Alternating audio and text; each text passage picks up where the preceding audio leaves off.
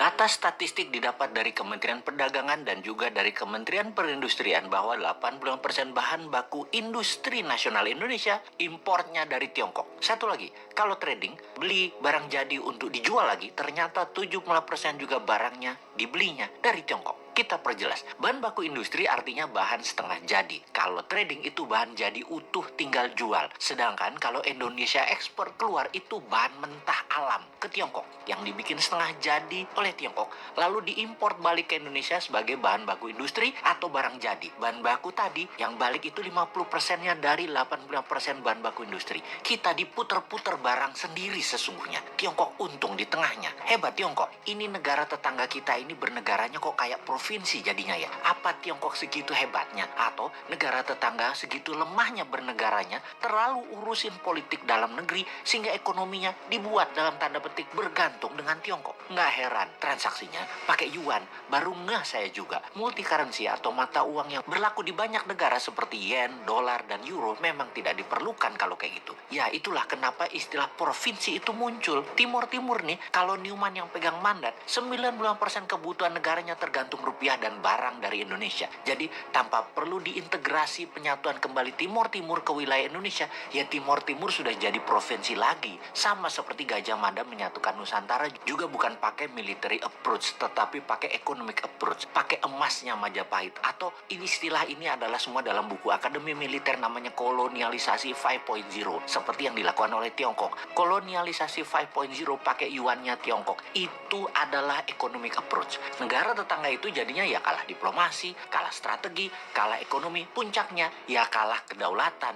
Hal ini tanpa perlu menurunkan bendera merah putih diganti dengan merah bintangnya, ya sudah takluk jadi provinsi juga. Jadi apa kata Beijing deh seakan-akan. Tapi sekali lagi, untung masyarakatnya dibuat apatis nasionalismenya, nggak ngerti kedaulatan, nggak ngerti nation right. Kalau paham sudah biar tuh pejabat yang paling serba bisa itu. Saking baiknya atau nggak ngertinya bernegara pejabat puncaknya, di negara tetangga tersebut ada pejabatnya terbukti meletakkan uang di Pandora Papers aja nggak diapa-apain. Walau kalau ditanya nggak tahu duit dari mana tuh dapatnya pejabat itu. Pejabat loh ya. Rakyatnya kalau udah hal gini cuek. Mungkin sudah kadung cinta dan sudah kadung kena propaganda otaknya oleh ribuan buzzer bahwa anti pemerintah itu pasti kadrun yang kena radikalisme Timur Tengah. Bosman bahkan dibilang kadrun.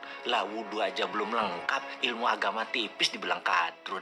Padahal kelompok oposisi yang kerjanya ngeritik tanpa solusi juga dihantam sama Bosman dengan pertanyaan sederhana. Lalu solusinya apa? Kepada para oposisi. Kalau solusinya hanya ganti pejabat, ganti pemimpin, sama aja nanti. Pasti bingung juga dan hutang lagi ketika penggantinya baru pejabat dari sisi oposisi. Sama pasti. Jadi bagaimana mengembalikan kedaulatan bernegara tanpa bergantung kepada satu negara yang saat ini menjadikan negara tetangga provinsinya Tiongkok. Secara terselubung, ya terus dibungkus rapih dengan kebinekaan saat ini. Sahabat, buka pikiran putra-putri bangsa Indonesia dengan melihat dunia. Mereka kita buat tinggal di Eropa, tinggal di Amerika Utara, tinggal di Amerika Selatan, di Asia dan negara Asia Timur.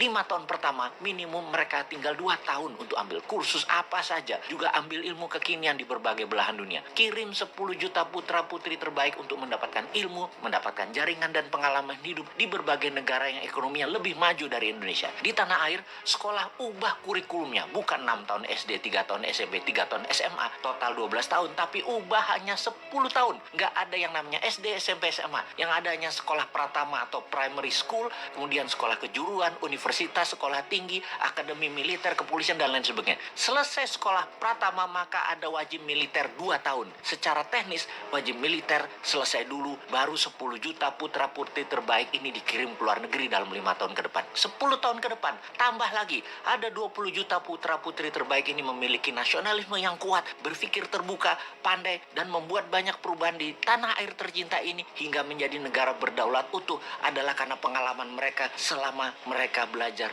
dan melihat dunia. Itulah bekal untuk Indonesia emas di tahun 2045 versi Newman. Kita tantang yang lainnya, konsepnya mana? Jangan cari populer, jual tampang dan kegiatan pakai anggaran Pemda dan anggaran negara dong. Modal sendiri tanpa jabatan, tanpa anggaran pemerintah kalau bisa.